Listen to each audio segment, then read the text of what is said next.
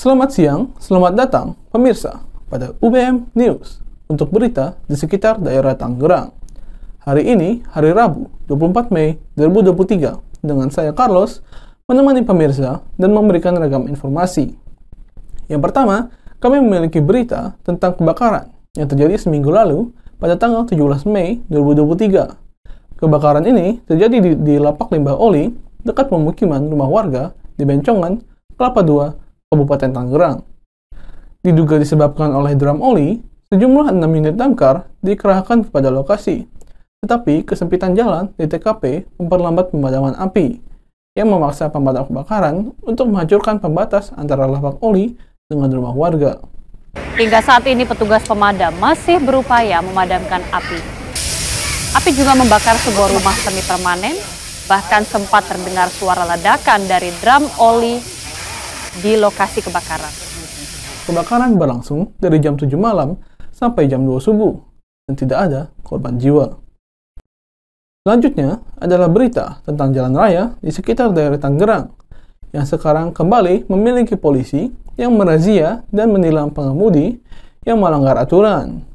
Ini karena sejak hari Senin 15 Mei 2023, tilang manual kembali berlaku dan sejumlah pemudi sudah terkena razia dan ditilang oleh polisi yang berpatroli di jalanan. Sejumlah pemudi bahkan berani untuk memutar balik dalam usaha untuk menghindari ditilang oleh agen polisi. Ramai-ramai menggotong kendaraannya melewati separator di Jalan Sultan Agung Setiabudi, Jakarta Selatan, Senin pagi untuk menghindari razia polisi. Sementara pengendara sepeda motor lain pindah ke busway di seberang jalan dengan menerobos pagar pembatas jalan. Lain lagi dengan pengendara sepeda motor penerobos jalur busway ini. Kasat Lantas Polres Metro Kota Tangerang, Joko Sembodo, juga mengatakan bahwa tilang manual ini kembali diberlakukan untuk lebih mengoptimalkan sistem etle, karena masih banyak pengemudi yang melanggar peraturan lalu lintas. Ingatlah pemirsa, untuk terus mengikuti aturan di jalanan, bukan hanya untuk keamanan kita, namun keamanan pengendara lainnya. Berikutnya, kami memiliki sebuah laporan langsung yang akan dibawakan oleh rekan Vino tentang konser Coldplay langsung di lapangan. Vino?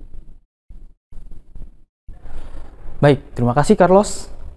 Di sini saya sedang berada di UBM dan saya sedang mencari narasumber untuk menanyakan tentang bagaimana tanggapan mereka tentang datangnya Coldplay ke Indonesia pada November mendatang dan bagaimana tanggapan mereka tentang hype-nya Coldplay di Indonesia. Di sini saya sedang bersama Bapak Pak Agung. Pak Agung, oke.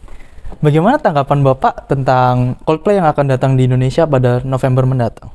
Ya menurut saya nggak ada masalah sih ya. Asal yang jadi masalah kan banyak orang yang sebenarnya nggak mampu beli tiket tapi wah mumpung Coldplay datang ke sini nggak apa-apa dah, sikat dah, minjem aja duitnya padahal belum sanggup gitu. Menurut saya situ aja sih. Kalau datangnya sih nggak ada masalah, kalau selama kita mampu ya mau nonton ya silahkan. Tapi yang jadi masalah kan kalau kita nggak mampu terus maksa, itu menurut saya itu. Terus menurut Bapak mengapa Coldplay sangat hype atau sangat booming sekali ini di Indonesia? Oh kalau menurut saya ya ini balik lagi ke selera ya. Mungkin orang sini merasa cocok dengan lagu-lagunya, senang sehingga merasa terhibur, maka jadi suka mengidolakan mereka. Seperti itu. Dengan Bapak siapa? Oh ya, si Irfan.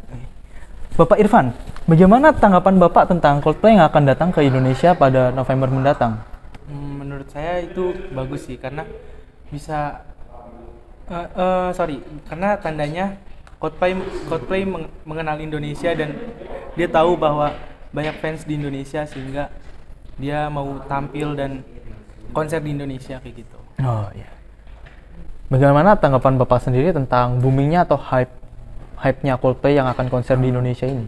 Ya, mungkin karena Coldplay juga termasuk band yang lama dan dia udah mendunia juga dan banyak lagu-lagu yang disukai oleh masyarakat Indonesia, makanya itu jadi booming. Dan ini juga kan konser Coldplay yang pertama di Indonesia gitu aja sih. Terima kasih Pak atas waktunya.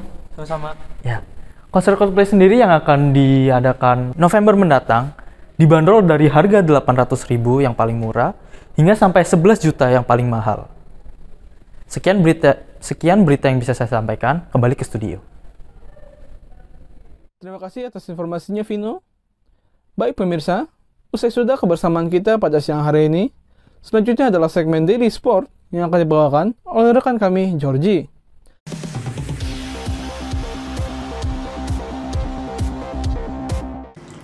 Hola, salam olahraga. Balik lagi bersama saya Georgios Premi dalam acara Daily Sport. Sudah Anda ketahui bahwa pesepak bola Indonesia cukup jelek dikarenakan tahun sebelumnya mengalami kendala yang sangat mengerikan, yaitu berapa ratus ribu supporter yang tewas gara-gara kasus Kanjuruhan. Sudah saatnya kita memperbaiki nama pesepak bola Indonesia dengan mengadakan friendly match terhadap lawan-lawan kita yang sangat tangguh.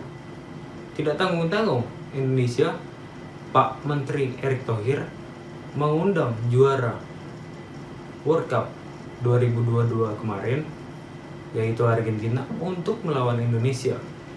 Wow, sangat di luar nalar.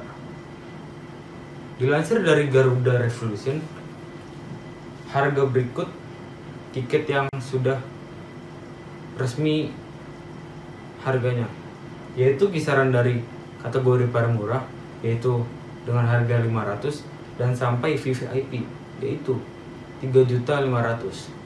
Nah, sisakan duit kalian untuk menonton pertandingan ini.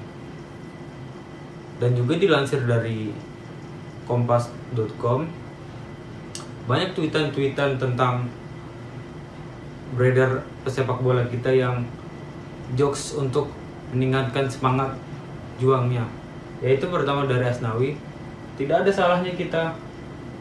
salahnya saya menyeleding Messi. Yaitu adalah gumur dari Asnawi, karena dia tidak patah semangat dan juga tidak tegang, supaya tidak tegang. Nah, lalu berita berikutnya adalah Indonesia Open. Indonesia Open adalah pertandingan bulu tangkis terbesar di Indonesia yang akan digelar di Senayan pada tanggal 13 Juni dan sampai 18 Juni. Tidak tanggung-tanggung, hadiahnya, prize poolnya sampai 20 miliar. Wow. Tahun sebelumnya yang hanya 17 miliaran itu meningkat 3 miliar. Wow. Sangat di luar nalar. Nah, buat kalian yang ingin menonton acara Indonesia Open, bisa Anda datangi. Sekian informasi yang saya berikan. Salam olahraga.